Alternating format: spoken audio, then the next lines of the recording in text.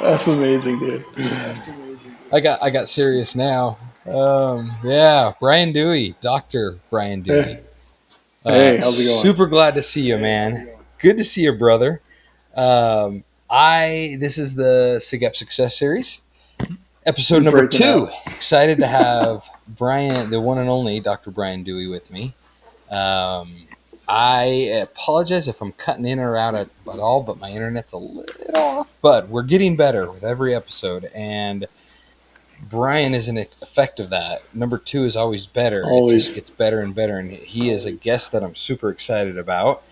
I'm going to just start this off simply and just say, Bryan Dewey, tell us who you are. A little bit more about you. Okay. Well, that's a loaded. Because we got some undergrads that might be watching this, so I want to make sure that's a loaded they know who you are. And we're going to talk a little bit more about your history and where you got and so forth. But so just currently Bryan who Dewey, I am? tell us. Yeah, what do you do? Yeah, so Bryan Dewey, one of the founding fathers of SIGEP on Utah State campus. Probably not many people would believe this back then, but I'm actually a physician. I'm an anesthesiologist. And, work up in Spokane, Washington, have a family, and just working,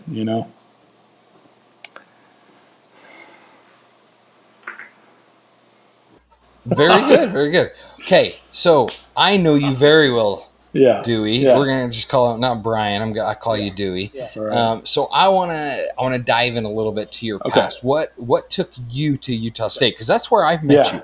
I met you Utah State, SIGEP. That was kind of the first time I interacted with you. So what took you to Utah State University? Well, I started there in 2003, and I think it was very. It wasn't much longer after that until like we met you and everybody else. But I grew up most of my life in Oregon, Corvallis, Oregon, if that's where Oregon State is, if people don't know where that is.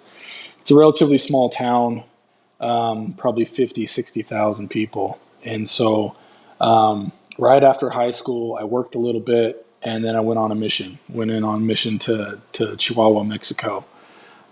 Shout out to Chihuahua. And so I came home, and like I said, the town was pretty small. So most of my friends stayed local. They went to Oregon State University, or they went 45 minutes south to Eugene, Oregon, where the University of Oregon is. And so they're kind of commuter schools. There are not many people they don't leave home, so to speak. And after being 2 years on my own, I felt like I needed to branch out too. So I went to the bubble of Utah State.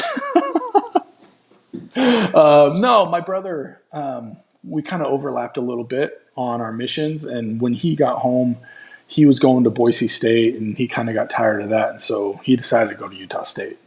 And so as a good, faithful little brother, I kind of followed him. And we bunked up for a couple of years together, which was awesome. And so that's kind of what brought me there. I didn't want to relive high school all over again with the same people. I wanted to go and explore and find myself and, somewhere else.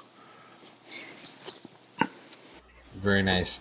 I'm going to come back. Sorry, I should have started. I'm still organizing my steps here, but I'm going to come back to college. Okay. As you introduce yourself, you're up in Spokane, Washington. Wife, kids, family. So, What's married? Been married for almost 15 years. This July, the 21st of July, I'll be married 15 years, and we have 3 children now. And for whatever reason, we spaced them out about 4.5 years. So I have a 11-year-old, a 6-year-old, and almost a 2-year-old. And so we had brave man. Yeah, well, we decided we'll have a kid in every stage of life. So we had a kid in med school, we had a kid in residency, and now we had a kid, outside of in the real world. So we're covering all our bases there. So does Julie know when you retire you're having another kid? Oh, yeah. I don't know about that. We love our children. And as we all do, Yes. I'm sure. Okay, so that's your current current. situation. Going back to college, you jumped into Utah Yeah. State because your brother wanted to get out. But okay, at Utah State, what did you do before you got involved with SIGEP?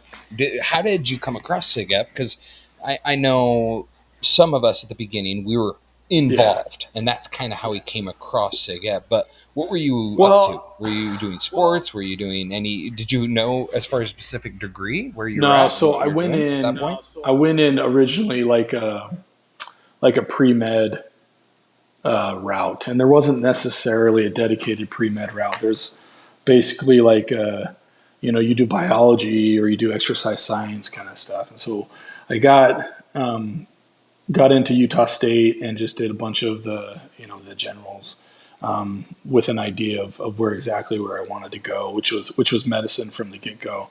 And I wasn't necessarily involved as much as like you and Tag and Nate, but my brother, Scott, he was big time with college Republicans back in the day, and so we obviously knew some of the same people. And when SIGEP came on campus, he didn't want to go alone, and so I went with him, and was just impressed. I've always been involved with things. I've always, tried to be somewhat of, I don't want to say I want to be a leader, but I always want to, surround yourself with successful people. So, met a bunch of you guys. First impressions go a long way. So, it was just really impressive. You just want to be part of something that you're building. We built it from the ground up. And it was something bigger than ourselves, which is always good to focus on. But just wanted to get involved, and it was easy to do that. So very neat. So what made you joined? Yeah. Tell me, how was your experience with SIGEP? Share some memories. Some memories with it. Let's dive down the rabbit hole. Well, there's different levels of experience. Right? There's good experience, there's bad experience. You learn from it all. Some of the best experiences were the brothers coming together for a cause, right? And there's a number of causes that we were involved with. So those are great. And, we could talk about those all the time, but some of the best memories were, tailgating in the parking lot before the games. And, we weren't crazy, but we brought like lazy boy chairs and, barbecued and all that kind of stuff. And we had a full living room setup. No, I totally remember. I remember correctly. Yeah, exactly. So it's like just crazy stuff like that. That was fun. But my number one, and I know you were there. I'm pretty sure. There's a lot of us that were there. But when we went up to Bear Lake and we had the retreat up in Bear Lake, and someone got the crazy idea to pile all the mattresses down on the first floor. Do you remember that? And Doc came up. Doc Davis came up, and this is like he just had open heart surgery. Do you remember? Well, he didn't tell us. He didn't tell us that till after, right? So we're just like, hey, Doc, so we're all like just being stupid, and we're jumping off the balcony into this mattresses, and he gets this harebrained idea to do it and jump. Oh, I'm just so glad he didn't die.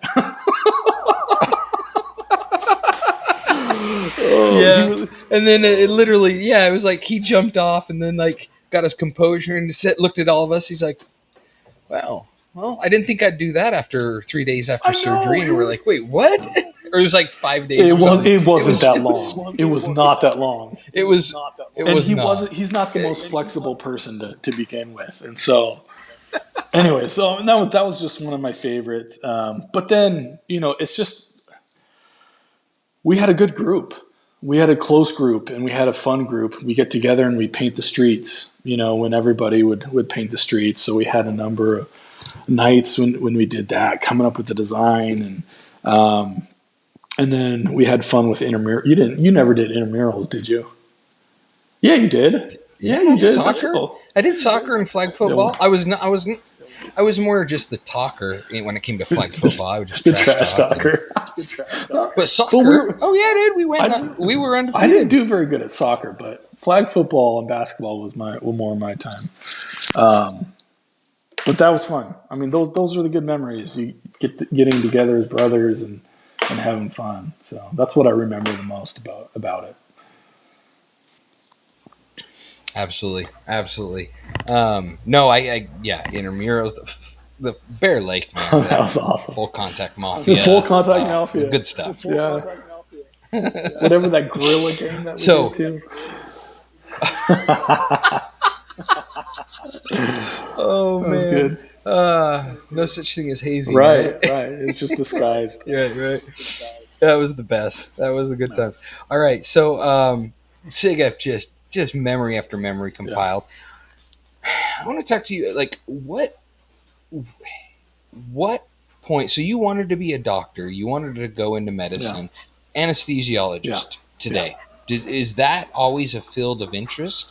Well, tell us a little bit more about, if I was an undergrad, like twofold.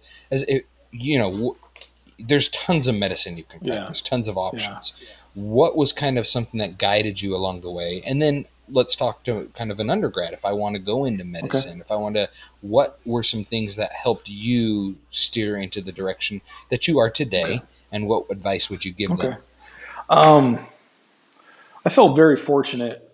So before undergrad, the way that I kind of got guided towards anesthesia was actually on my mission down in Mexico. We were down there in a group of orthopedic surgeons, and a medical group with anesthesia, orthopedic surgeons, nurses, all came down to Mexico to do surgeries, essentially pro bono, right? And so the head surgeon was LDS, and so he knew that there was bilingual missionaries down there that could help translate for the patients and all that kind of stuff.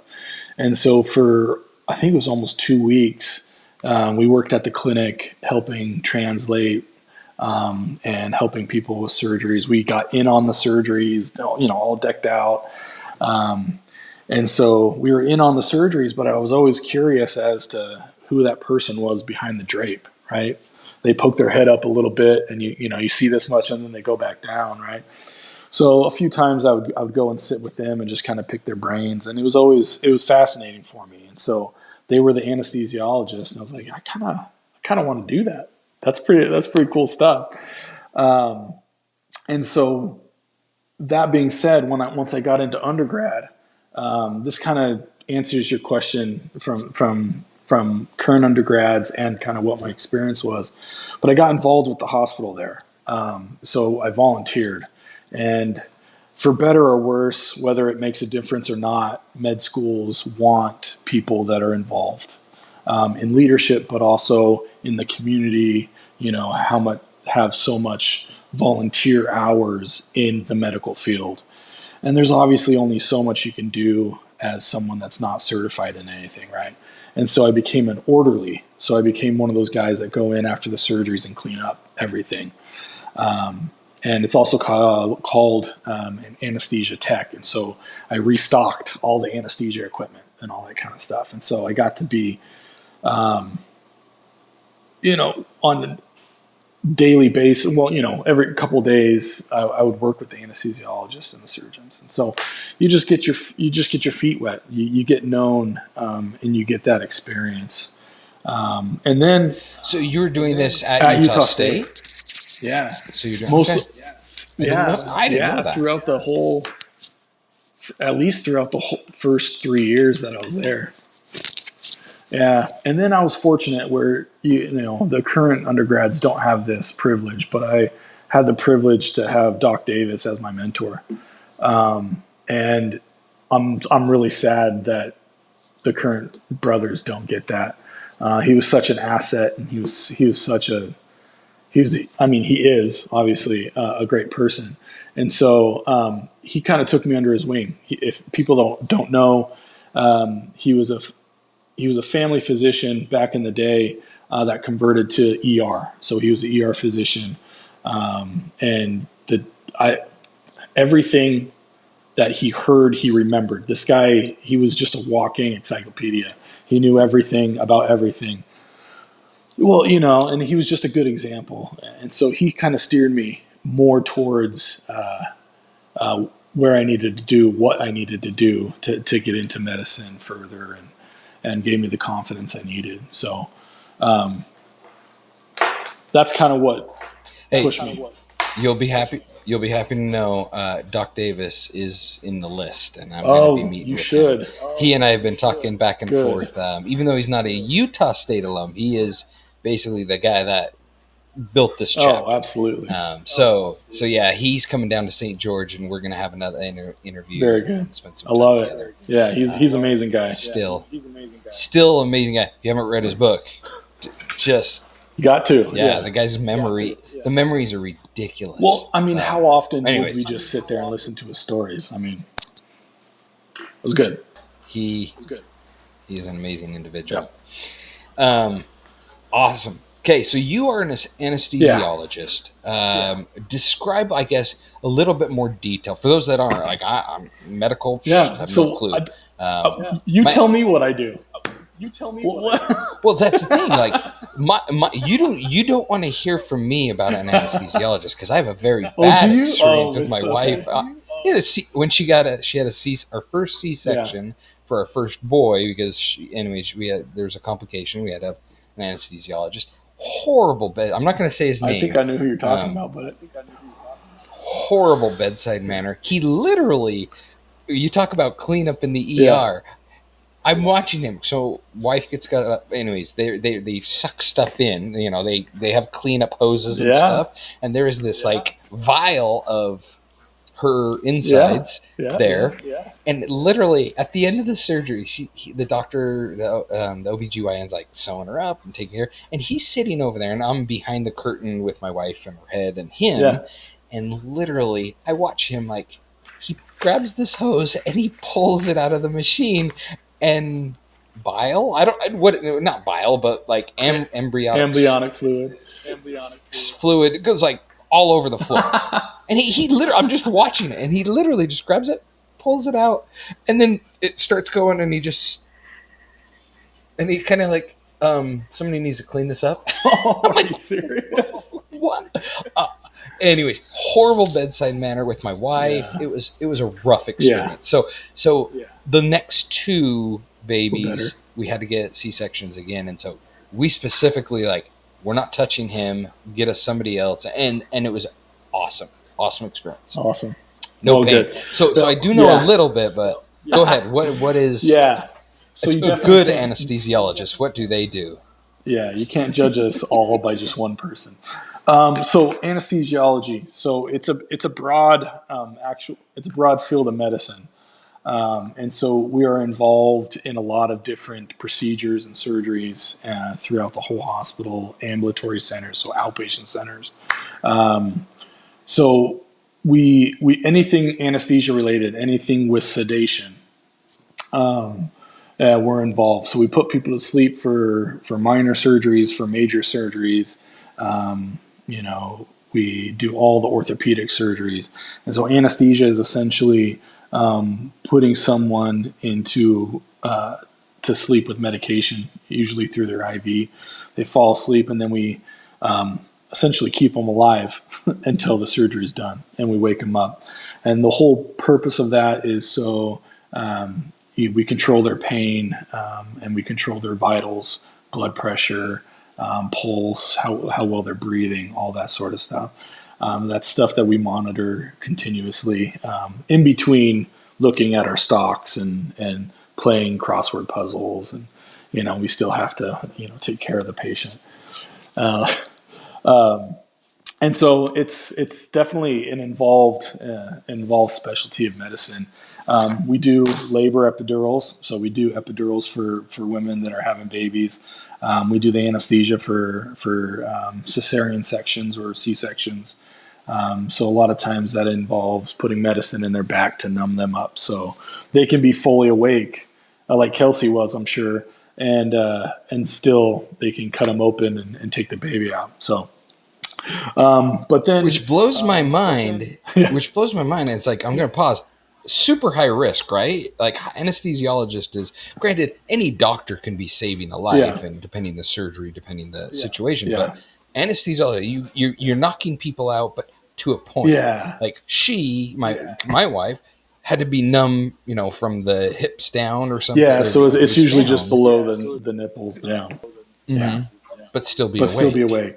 And we keep them awake because they're high risk of aspiration, being pregnant, and usually their airways, if they go to sleep, they can have problems breathing. So, but we're involved. We're involved in gallbladders, taking out appendixes, ACL repairs, hip replacements, knee replacements, open heart surgeries. We take people's lungs out because they have cancer. We take tumors out of people's brains, and so each case is a delicate kind of balance. Each case has its own set of things you have to kind of keep track of, and so it's it's a really kind of high risk, and we always joke around as anesthesiologists. We joke around like 90% of the time, everything's great, but it's that 10% of the time that really makes your hair go gray. So, I know. yeah, I get it. it. Yeah. So I mean, there's story upon story we could talk about, but it's a good profession, and it's something that I really, really enjoy doing. And it's something we're not on the spotlight. The surgeons are the spotlight kind of people. We're kind of behind the scenes, and just to toot our own horn, I'd like to say that, obviously surgeries couldn't happen without us. But that's okay. We do our job, and people, most of the time, people don't remember us. So that's all right. So, okay, I want to hear two stories. HIPAA Yeah. side, right? This is Yeah. private. Yeah. Yeah. A couple. Tell me two things. Okay. One, if you could just summarize like one of the most intense, either exciting Okay. or nervous, or like one of those stories that just stands out in your Mm-hmm. mind. And then two, just like overall, what is and maybe this is the first, like, what is your favorite thing about being an anesthesiologist? Okay. Um, I mean, where do you start? Do you want a gross story? Do you want a weird story? Um, It's up to you. Hey, you're running the yeah, show. Go and ahead. so I mean, some of the biggest the most crazy, adrenaline junkie kind of moments um, are those traumas that come in, right? And and so one time it was in the middle of the night. It was like midnight, 1 o'clock in the morning, and I was on call. I think I was in my last year of residency, and we're on trauma call, so we get the trauma alert, and all we hear is that there's a stab. There's a stabbing. We're like, okay, well, here we go, another stabbing kind of thing. So we come in, and it's an inmate from the penitentiary, and he's got this pack on his neck, and he's kind of out. He's out. He's not even conscious, and we're like, oh, great. He's like, well, he got snuck up behind and he got shanked right in the neck. And we're just like, okay. And it's one of those situations where it was almost over before it began, right? That's what you like to think. But we got him on the table, and there's a when it's trauma, there's a bunch of different teams. Anesthesia is one team. The trauma surgeons are another team. Then you have trauma nurses. Everybody is coordinated but has their own job to do. And so we're up at the head. We have to intubate this guy. And if you can imagine being stabbed in the neck, trying to get a breathing tube into where he needs to breathe with blood everywhere, it's not the most relaxing situation that you could be in. And so, come to find out, you can see he's breathing a little bit, but you can see a little gurgle of air, and that's how we find out where to put the breathing tube, because you can just see air coming through. So we get him intubated, we get him situated. His blood pressure is terrible, and so we have to put these big lines in him so we can run fluids and we can run medicine to keep his blood pressure up. And we're working at this for, it was at least a couple hours. And everything was going okay. And so the surgeon comes in and they start looking in where the wound was. And they're like, they can't find any damage. Like there's the entrance wound, but there's no damage. Like there's no structure. They looked at the esophagus, they looked at blah, blah, blah. And we're like, that can't be possible. This guy's like almost dead on the table. There has to be something. And they're about to close up. And he removes one of the packings, and blood shoots straight up in the air and hits the ceiling. And so what happened is they left the shank in. So the shank was still in his neck. They left the shank in. So once they took the shank out, it kind of popped the clot off of the carotid artery. And so, sorry, I shouldn't be laughing, but it was one of those like, you got to be kidding me. And so they actually had to bring a vascular surgeon in, which is a specialized surgeon for vessels. And they took a chunk of the carotid and they put a synthetic sheath, which he said he's done one other time in his whole like career. Anyways, it was just crazy. Anyways, this guy blood pressure was in the tank. He was down for hours, and the next day he's awake and he's moving about. He's talking. He's like, "Oh, what happened? What happened? I don't know. I can't remember anything." What's that red stain up above? Well, you know what I mean. So you're just like, no, it was crazy, and adrenaline's through the roof, and you're just like. Anyway, so there's a lot of stories like that, and So it's good to it's if you work well under pressure, your field might be a good field. Yeah. Well, the thing is it's good for you, man. You do. Anesthesia is a reaction. It's a reactionary. You have to be able to react, but you have to plan. You have to plan for the inevitable. You have to know, hey, this guy got stabbed in the neck. What is our plan A, B, C, and D? You have to have that, because if you don't have that, then when you have to hit the next step, you don't know what you're going to do. And so there's a lot of planning that goes into it. And that's where the training comes. It's not like you sit down and write out what your plan is going to be. You just know, because of all your training, all the crap that you went through, all the trauma cases, all the chests that you had to crack open and help with, all the,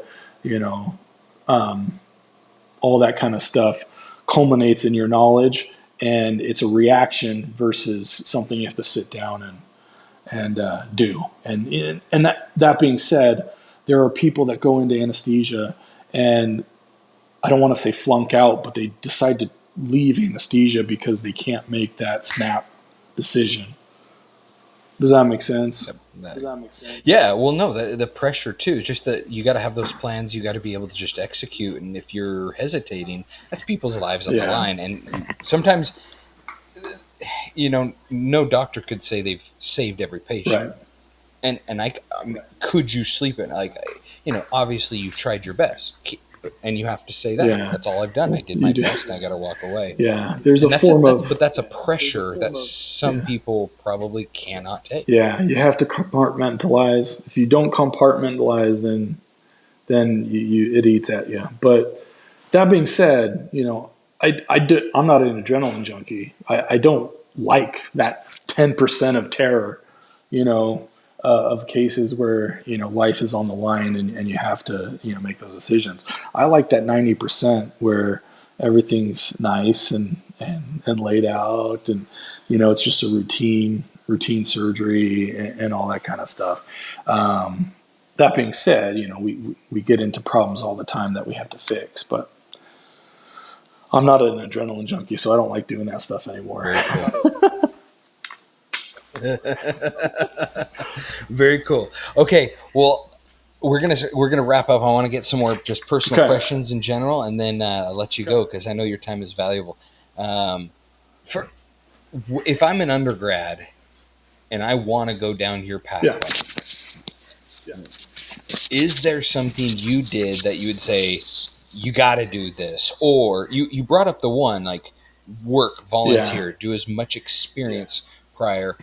Is there something you would have done differently that maybe would help? Looking back in your 10 years Yeah. of undergrad, med school, residency, is there something you would have changed? Um, Or did you feel you pretty much nailed it, the path you no, went? and I think there's always something more you could do. The truth is, with any kind of field you go into, it's a marathon. It's not a race, right? So you have to prioritize, and that's true in life in general. Is your priorities are where you're going to be where you're headed, right? If you focus on certain things, that's what you're gonna get. And so, if your priority is to go into medicine, then you kind of have to make your priorities focus towards that field. And so that's kind of what I did. I did the volunteer. They like research. Research is, to be completely candid with you, med schools are a business. They want the best people, and they want you to jump through hoops. And so you, for lack of a better term, you have to be their little monkey to jump through the hoops. And so it's not like you can be super unique in your approach to medicine. There are certain checklists that you have to volunteer. They want they want research. The biggest thing you can do though is do the MCAT and score well on the MCAT. That is the single biggest thing that they really look at. And the MCAT is just a cesspool of knowledge that covers it's such a broad thing, that 90% of it is not medical related, but it's to test you, to make sure your brain, is where it needs to be able to function in that environment. And so, volunteer as much as you can. Find a Doc Davis. Find someone that's been in medicine. Find someone that will be honest with you and truthful with you about the journey. It's not a fun journey. I'll be quite honest with you. And that's what, like, I want this to be useful to people. And so if you're going into medicine, please talk to me. I will give you all the advice. I'll be truthful with you. And I'll tell you what works and what doesn't work, and what's actually important and what you're wasting your money on. And so, I don't, it's Yeah. it's, I love your initial yeah, phrase. It's not a race. It's not a 50-yard no, sprint. It's a yeah, marathon. Oftentimes we look at this glorified anesthesiologist, like they make, you could almost say like, oh, they make money. That's my target. I want to make the yeah, money. Well, if that's your focus, you're never going to make the entire no, endurance. Like running a marathon, I took 7 months to train, right. because if you don't, your body will You break break down down. Yeah. and you'll flunk And that's out what I mean before you about finish. priorities, Yeah. right? Medicine, you don't go into medicine if you want to make money. That being said, I obviously make a good living. But that's not what my priority was, right? I like making a difference in people's lives. And with anesthesia and specifically, I make a difference in their life right shortly after I meet them. And some of that is life or death situation, and some of that is they're in pain, and I help do the anesthesia so they can get their gallbladder out, or so they can get whatever out. So I like the difference in the people's lives that I affect. That's why I like it. That's one of the bigger priorities as far as me going into this field. I didn't go into it because I was going to be rich. It's too long. It's too Well, hard just to do it for money. yeah. I think out of all the brothers, you were in school the Oh longest. yeah. I've been practicing for 4 years now. I know. So that It's been was 5 4 years. years of undergrad, a year master's program, 4 years of med school, and 4 years of residency. Brutal. But Dude, you're a tougher man than no, me, no, for no. sure. Okay, let's put that aside. I want to wrap up Okay. because again, I do not want to take more of your No, time. you're I know you good. got your kids and your wife's out playing, so you got to do your No, fatherly you're good. duties. But let me ask. Okay, if money was not a Okay. factor in your life, what would you do to fill your time? You know what? I would still, like I said, I would still be involved in medicine in some degree. I would not work as much as I do. That's for sure. And so to some degree, I would still practice anesthesia. But I would make up for time that was lost. A lot of my memories of my older two kids come from my wife that she told me about. They're not my own memories because I was always at the hospital and I was always working. And so I make up for time that was lost. I would be with them. I would do all the things that I wish I could have done with them, or just be there with them. And that's a big thing for me. And that's my motivation now. Is like I work so I can have the means to be with them. And I would travel. I like to do woodworking. Another trait that I kind of learned from Doc Davis. Build gavels. Yeah, build gavels. I still have that gavel. But yeah, I'm building an office right now. I'm building cabinets and all that kind of stuff. And so that's the stuff I would do. I would just kind of, live life and make the most of it and keep the priorities where they need to be.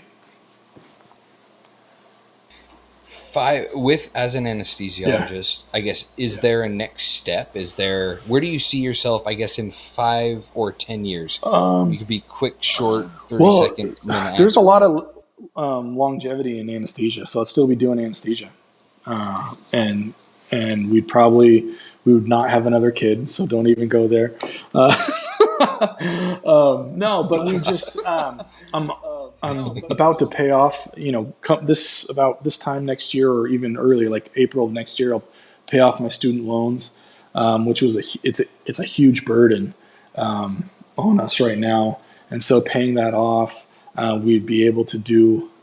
We'd travel more, be present in the present more versus thinking a few years ahead of oh, if once we pay this off, then I could do this stuff. We just live in the present more.